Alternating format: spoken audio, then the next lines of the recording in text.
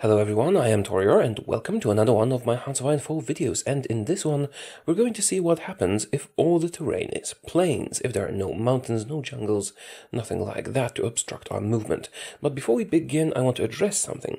I have recently started doing those spectator videos, and some of you are pretty unhappy about that, telling me that I should focus on my challenges.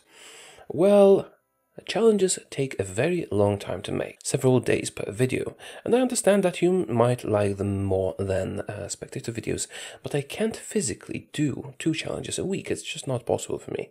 But I can do a challenge and a spectator video, or perhaps even more than that, because those spectator videos take a little bit less time to make. So I'm going to be doing both. Look forward to the next challenge this weekend, and for now, here you go, another spectator video in which everything is plains. So what are we going to be doing here? I made another very simple mod that just changes all the terrain in the world to plains. For example, mountains are going to be named mountains and look like mountains, but they're going to behave like plains. So there's no terrain obstructions anywhere. We're going to load into a spectator game as Cuba as usual and see how the situation develops. If you want to try the mod yourself, the link is in the description below. Now, I asked you in a poll in my last video what testing scenario I should use for those games. There were 4 options: Historical 36, Historical 39, Historical 36 plus Battle Royale, and Historical 39 plus Battle Royale. You have overwhelmingly voted, over 50% of votes went to that, for the scenario to be 1936 historical without Battle Royale. Yeah, so for now at least we're going with that. Just 1936 historical focuses and no Battle Royale. Let's start the game as Cuba. To be clear, it was 36 plus Battle Royale, as in first we do a 36 scenario and then a Battle Royale scenario. If you want the Battle Royale mod portion back, let me know in the comments. For now we're only going to be doing the historical part. Let's go into the console and disable Fog of War, as well as go into spectator mode. I very often get this command wrong. It's spectator, not spectate, but observe, not observer. And 2 commands work. Anyway, we are Cuba. Let's unpause the game and speed it up, because not much happens in 1936. The first thing of note that will happen will probably be the Spanish Civil War. We as Cuba are not going to be doing anything. Hopefully. Now, I have heard that going into observer mode actually changes the game's AI's behavior. So we're also going to use this video to see if that is the case, because I know pretty well what the AI does on historical focuses in 1936. And let me demonstrate the mod. Mountain, no terrain modifiers. Forest, no terrain modifiers. And so on. Now, there's still gonna be river crossing. I haven't removed those, but for example, the mountains will be quite easy to get through. We are going to see how that affects the world, but essentially it should make things much easier for the attacker. So we should see the aggressors, as in Germany and Japan mostly, also Soviet Union to an extent, do much better than in a regular game. Is that the case? Well, we'll find out soon. Now, I don't actually need to go into observer mode to do this. We can just disable the Fog of War, and you can see all the units that go around. But if you do use observer mode, you can switch to a certain country and, for example, see what battle modifiers are in effect, and so on. Thus, observer mode is going to be quite useful to us. And we'll also see if it influences the AI. I originally only wanted to do the 1939 scenario and testing because of Spain mostly. Why? Because if Spain becomes fascist, Germany has an easier time, but if Spain becomes communist, Germany has a much tougher time. And thus, playing in 1936, we won't know the exact results, but the game itself might be a bit more interesting. The Spanish Civil War doesn't seem to want to trigger. I have also disabled most of the pop-ups, so we don't get spammed by events. April 37, still nothing is happening. Maybe the 1939 scenario is better after all. We do get a consistent situation at least.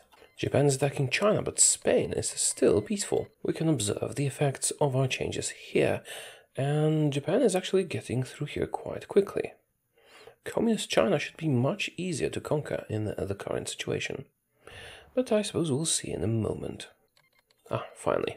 Spanish Civil War, let's pay attention to that as well. Though I'm not sure if the terrain changes in Spain will actually make much of a difference. The Spanish Civil War, in my experience, can go either way. in the current build of the game at least. Now it is looking like nationalist Spain has the upper hand, so we will have a fascist Spain on our hands, which means Germany will have a relatively easy time, and also the testing scenario should be consistent with the 1939 start. In the meantime, what's going on in China? Yeah, Japan is pushing into China. We'll have to pay attention here and see if there is a noticeable difference in their performance. The real test will pretty much be how well Germany does in this situation, and I'm expecting them to do really well, since they failed so miserably in the mountains scenario. What you doing? Synthetic rubber? That's boring. Also, I did not disable any terrain effects that are not specific to terrain. For example, a winter will still affect the units. I wonder if we see a difference here. Japan has reached communist China, and usually they have a very hard time getting in here. Let's have a closer look at this. Yeah, see, there is still a river crossing, so there is a terrain penalty, but just because of the river crossing. For example, this province used to be mountains plus river crossing, so it would be almost impossible to invade for the Japanese. And usually they would just take this one sometimes and then spread from there or not. I am curious to see if the changes to terrain will actually let Japan get into communist China easily. Yeah, they've gotten through here, and yes, they're actually getting into communist China with relative ease. Usually communist China would stand for quite a bit longer, at least until they get around here. Germany is preparing to take Czechoslovakia. Yeah, demand Sudetenland. Let's have a look at Poland. I don't remember what historical focuses they do normally. Yeah, not the good ones. Japan is doing great. They're actually about to take all of China. I wonder if they'll destroy the Soviets afterwards. I don't think they will, but sometimes a war breaks out between them. Yeah, China's about to be done for. It is actually helping all the attackers get into enemy territory with ease. China's been taken over by Japan pretty quickly. I've seen it happen as quickly before, but this should probably be rather consistent. Germany's about to finish Danziger War, and we're going to see the exact effects in a moment. Poland is attacked. Let's see. And spectators, Germany. Yeah, right. Notifications. Yeah, this is going on pretty quickly. But Poland is usually quickly defeated by the Axis. I'm more interested in seeing if, for example, they can get through the Maginot Line. Poland is being taken care of relatively quickly, although it's not really that big a difference from what usually happens. Poland does have a lot of flat terrain, so the change does not affect them that much. Fall of Warsaw has happened, and they're about to capitulate. A bit more interested in France. Germany has attacked the Benelux countries, and in the meantime, Italy is doing quite well in the south of France. I wonder if they're doing well enough to actually dominate it before Germany even gets involved. The Benelux countries are falling pretty quickly, but yeah, I didn't actually expect the Italians to do most of the work. I suppose this terrain is mountains, so they would normally have a much harder time getting through, and now, well, they are not having a hard time getting through. Attacking so many. I should be spectating as someone else. Too many notifications. Let's go back to Cuba and just observe this as a neutral party. See, Belgium is actually defending better than France in this situation. Italy will take over France before Germany can actually have an impact on that, it seems. But why? I'm not sure why they're having a hard time taking Belgium. This should not be the case, I think. See? Italy took France, Belgium still stands. Italy did all the work here. So I do suppose that removing the mountain range here does make a huge difference. Anyway, the Benelux is taken over, and so is Denmark. Norway will be their next target. Are you at war with Norway already? Let's have a look. I didn't really pay attention. Let's have a look. Is Norway in the war? Norway is indeed in the war. Well, they'll get taken over at some point. But the real test will actually be the conflict between Germany and the Soviet Union. If I am correct, and if the terrain mod does what it's supposed to, the Germans might actually be able to just take over the Soviet Union without too much trouble. We'll see. Because it was the Italians that took over all of France, Germany didn't actually get all the factories that they would have as a bonus. On the other hand, Germany does quite well with what they have usually, and they don't need more factories. I have a pretty strong belief right now that Germany is actually going to beat up the Soviet Union and just win the war. Germany attacked Yugoslavia. Yugoslavia joined Allies. Huh. France took over Albania. Well, that's not going to last once Yugoslavia is taken care of. Hungary joined Axis and took quite a bit of Romania. That concludes Yugoslavia. It would be beneficial to the Germans to have Romania in the faction. Romania does actually do quite well usually, if they're fighting the Soviets. Oh, the defense accept their demands. That is always a bad idea, they'll attack you anyway. They're communists. Soviet Union attacked Finland.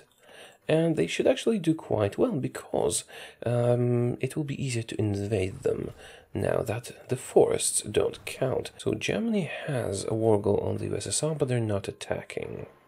Wonder why? They seem prepared. Maybe they're waiting for Romania. In the meantime, Italy is attacking Greece, and it should go easier than it normally does. Not that they usually have a problem with this, because the mountains are no longer... Oh, wait a minute. Yeah, let's use that to check the mountaineers. Spectate as Italy. Unpause for a moment. Yes, the mountaineers are in the battle, and they do get a terrain bonus, while the others don't. Let's have a look at the template, if they have engineers or not. They do not have engineers. There is your answer. Unit-specific bonuses like mountaineers will still take effect only on the terrain that is appropriately named. So even if you change everything to mountains with my other mod, mountaineers will only work on the mountains, not the fake mountains. Similarly here, this is a mountain changed into a plains province, but mountaineers are still getting a bonus on it. I suppose I could adjust this. I'll think about it. You know, Romania declared war on Bulgaria. Yeah, Romania should have the upper hand, but they usually do. They're just bigger and more powerful. Shouldn't Romania be joining the Axis now? Romania is doing a focus to join the Axis. I think that should trigger the war with the USSR, although I'm not sure. Romania has joined the Axis, and the Axis have consolidated their power, and I'm just waiting for them to attack the Soviet Union. Finally, Germany has attacked the Soviet Union. Let's have a close look at how well they do. Now, if my predictions are correct, they should quite easily take over the Soviet Union, possibly defeating it completely. Just because of the terrain changes. Because they will lose less manpower, they'll lose less on attacking here. Now, I might be wrong, the Soviets are also a mighty country. River crossings will still be a problem for the attacker. The United States have joined the Allies because Japan attacked them. Now, this is going to take a while, so let's just sit back and see if the changes are enough for the Germans to break the Soviet defense. Or not. I have let the scenario run for a little while longer, and it seems that Germany just can't get a break, whichever mod I use. Essentially, what I haven't accounted for is the fact that even though it should be easier for them to beat up the Soviet Union, it seems it isn't. They've lost most of their manpower. Even though it should theoretically be easier for them to beat up the Soviet Union, it is also easier for the Allies to retake stuff because... essentially, the attacker always has the upper hand here. So even though the initial attacks were more successful than they usually are, the counterattacks are more successful as well, which means I was wrong in my preliminary assessment that Germany will do much better in this scenario. Now, one more thing we have to take into account is the fact that the Spanish Civil War actually triggered very late, which means the debuff they get after the Civil War lasts a bit longer than it usually does. So I suppose if Spain were to join the Axis earlier, things might have gone a bit differently. Still, just look at the pace at which Germany is being beaten up. Now, at this point, it is pretty clear that Germany is going to get beaten up by the Comintern and the Allies. So what are the conclusions? The conclusion is that making all-terrain plains makes it suddenly much easier on whoever is attacking, which is why Germany and Italy had such an easy time in their initial assault, as well as Japan's success in China. However, it enhances every attacker, also the counter-attacker. See, Italy is already done for. So even though Germany had an easier time while they were attacking, at the moment the counterattacks started, well, they were basically screwed. Now, where did I go wrong in my assessment? I thought the initial impact of the German attack would be enough to push the Soviets back, and the changes in here, removing the forest and so on, they are slight. Still, I thought that the German attack would be enhanced to the point that the Soviet Union would get defeated. I was clearly wrong about this. The Soviet Union was also attacking very aggressively, and the mod actually gave them an edge over the Germans. There you have it, the Everything is Plains mod, which I've named Taureor's Terrain mod. Plains, you can find a link in the description, makes things easier on the attacker, whoever that may be at the moment. Germany was actually beaten up in a much faster manner than they usually would be, and it gave the Soviet Union so much war score that actually now Germany is entirely communist. Let's have a quick look at the map. The Comintern took over not only Hungary and Poland, but also all of Germany. On the other hand, the Allies did take over Italy and most of the Balkans.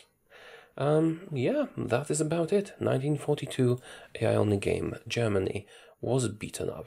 We are going to end it here. Make sure to let me know in the comments what you think about the video and the mod and the general concept. What do you think about the new testing scenario? Is it better to only use 1936 historical setup without the second pass through with the Battle Royale mod? Is it also better than using 1939 because of the standardization that would happen in Spain, for example? Yeah, please let me know in the comments.